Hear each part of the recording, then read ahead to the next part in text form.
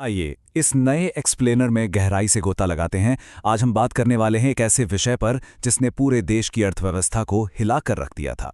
हम बात कर रहे हैं भारत में करेंसी वापस लेने यानी डीमोनेटाइजेशन के उस दिलचस्प इतिहास की जो कई बार दोहराया गया है। तो चलिए द करेंसी क्रॉनिकल्स के सफ़र को बिना किसी देरी के शुरू करते हैं। भाइयों और बहनों, आज रात 12 बजे से ये वो शब्द हैं जो शायद ही कोई भुला पाया हो। नवंबर 2016 की उस नाटकीय रात को याद करना सच में आज भी एक अजीब सी सिहरन पैदा कर देता है। रातों रात 500 और 1000 रुपए के वो नोट बस कागज के मामूली टुकड़े बनकर रह गए थे। एकदम से सब कुछ बदल गया। खैर, अब एक बहुत ही अहम सवाल उठता है, क्या भारत में ऐसा पहली बार हुआ था? क्या 2016 से पहले इस देश ने कभी अपनी करेंसी को इस तरह रातों रात बंद होते हुए नहीं देखा था? अगर हम इतिहास के पन्नों को पलटें तो इसका जवाब सच में काफी हैरान करने वाला मिलता है। 1946 पहली नोटबंदी, जो आज़ादी से ठीक पहले हुई थी। तो सबसे दिलचस्प बात यह है कि बात सिर्फ 500 या 1000 रुपए के नोटों की नहीं हो रही है। जरा सोचिए, 10,000 रुपए। जी हाँ, 1940 के दशक में 10,000 रुपए का नोट बाकायदा चलन में था। इस नंबर का साइज ही चीख चीख कर बताता है कि उस समय की अर्थव्यवस्था में कितना बड़ा भूचाल आने वाला था। अब सवाल है कि इतने बड़े नोटों को अचानक बंद करने की नौबत क्यों आई? असल में दूसरे विश्व युद्ध के दौरान जो मुनाफाखोर और बड़े व्यापारी थे, उन्होंने बेहिसाब दौलत को काले धन के रूप में जमा कर लिया था। मतलब ये 10,000 रुपए के विशाल नोट आम आदमी की जेब में नहीं थे, बल्कि चंद बेहद अमीर लोगों की तिजोरियों में कैद थे। तो आज़ादी से पहले की सरकार के लिए युद्ध के दौरान हुई इस भारी जमाखोरी पर नकेल कसने का यही सबसे सीधा और सटीक तरीका था। हुआ कुछ यूं कि 12 जनवरी 1946 को ब्रिटिश भारत के तत्कालीन गवर्नर जनरल सर आर्चबाल्ड वेविल ने एक सख्त अध्यादेश जारी कर दिया। इसके तहत 1000 और 10,000 रुपए के नोटों पर पूरी तरह से बैन लगा दिया गया। काले धन पर यह पहला बड़ा प्रहार था। लेकिन मजे की बात देखिए, ये बैन हमेशा के लिए नहीं था। आगे चलकर 1954 में इन बड़े नोटों की फिर से वापसी हुई और इस बार तो सिस्टम में एक नया 5,000 रुपए का नोट भी उतार दिया गया। चलिए अब आगे बढ़ते हैं। 1978 आज़ाद भारत की पहली नोटबंदी। अब जब 1978 में तत्कालीन सरकार ने ये कदम उठाया तो माहौल थोड़ा अलग था। एक तरफ वो बहुत ही अमीर वर्ग था जो टैक्स बचाने और अपना भ्रष्टाचार छिपाने के लिए 1000, 5000 और 10,000 रुपए के हाई वैल्यू नोट दबाकर बैठा था, और दूसरी तरफ आम जनता, जिसके पास इतने बड़े नोट होने का कोई सवाल ही नहीं था। इसलिए जब अचानक से ये नोट बंद हुए तो इसका सीधा असर सिर्फ टैक्स चोरी करने वाले उसी अमीर वर्ग पर पड़ा। आम आदमी की जिंदगी बस अपनी उसी पुरानी रफ्तार से बिना किसी परेशानी के चलती रही।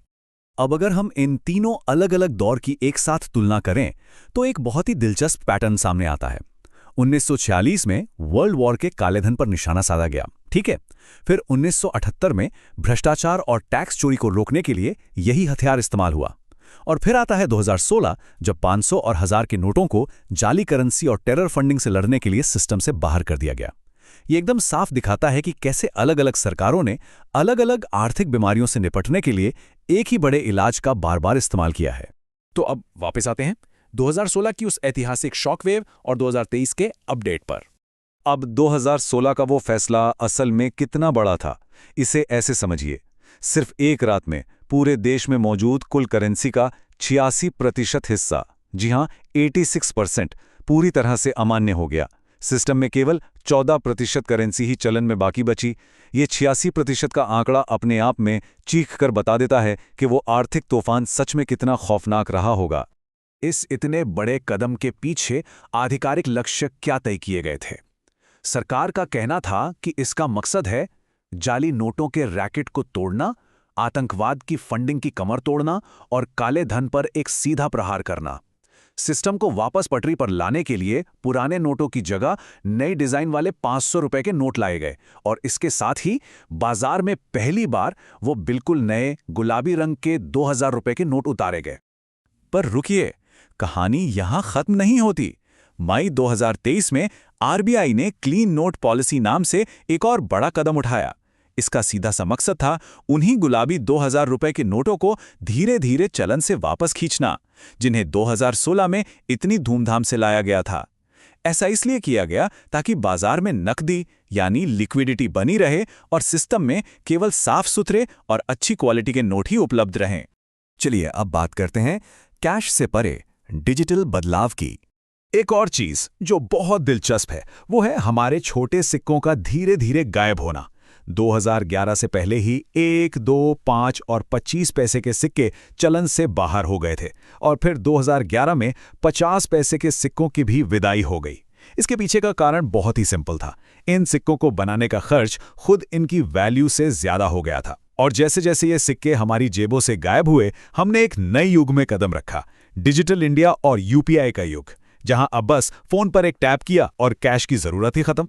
ये पूरी कहानी हमें एक बहुत ही गहरे सवाल पर लाकर खड़ी कर देती है। जब सिक्के गायब हो रहे हैं और डिजिटल पेमेंट्स हर दिन एक नया रिकॉर्ड बना रहे हैं, तो क्या सच में एक दिन ऐसा आएगा जब ये सारा फिजिकल कैश, ये सारे कागज के नोट बस इतिहास की किताबों का हिस्सा बन जाएंगे?